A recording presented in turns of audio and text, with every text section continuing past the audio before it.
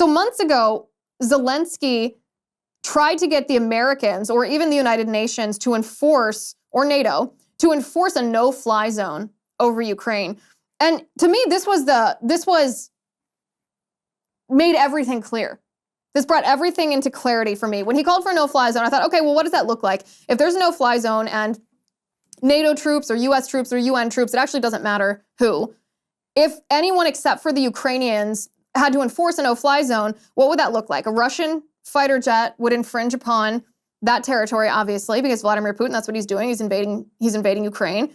Russians would infringe upon this, and in order to enforce a no-fly zone, that requires that you warn that aircraft, and then if they don't listen, which Putin wouldn't listen, that you shoot that down.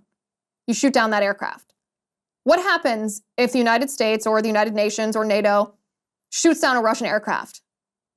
Obviously, it's war with Russia. Duh. This is not rocket science. Yet Zelensky asked the United States Congress to enforce a no-fly zone. He's not stupid. He knows what the repercussions or the consequences of that would be, which shows us that he's okay with those consequences. You don't ask for something like that if you are not okay with the consequences of what you're asking for. So he's fine with World War III. He's fine with nuclear war with Russia. He's fine with the United States fighting against Russia, two nuclear nations at war. All along, he has wanted the United States to fight his proxy war. And domestically, this isn't just what Zelensky has requested from the United Nations or what he's done with his expedited application to NATO. In his own country, Zelensky has banned opposition parties. So political parties that are not his political party, he banned. It would be like if Biden banned the Republican Party.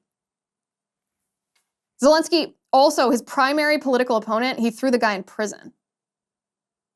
Now, maybe there is some comparison there to the United States. Maybe that's what Biden's about to do with Trump, but I'm not being pithy about Ukraine. This is what Zelensky did, and he didn't use the legal system. He also banned any protests against the war, and he banned television and news stations, the media, from being critical of him and his government and the way that he's running this war.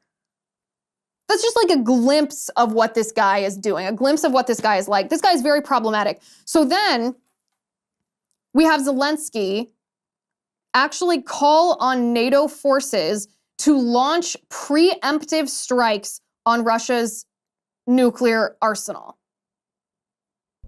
Що повинно робити НАТО? What should NATO do, Zelensky says?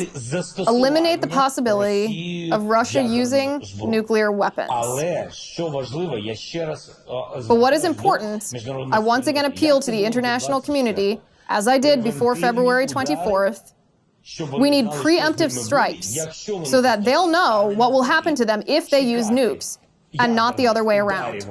Don't wait for Russia's nuclear strikes and then say, oh, since you did this, take that from us. Reconsider the way you apply pressure. This is what NATO should do. Reconsider the order in which it applies pressure on Russia. He's asking NATO to start a nuclear war with Russia. He's asking NATO to make the first nuclear strike. He's asking NATO to ensure that the war in Ukraine doesn't reach a settlement, doesn't reach a conclusion, doesn't stop, doesn't end, except in World War III. This guy is a maniac.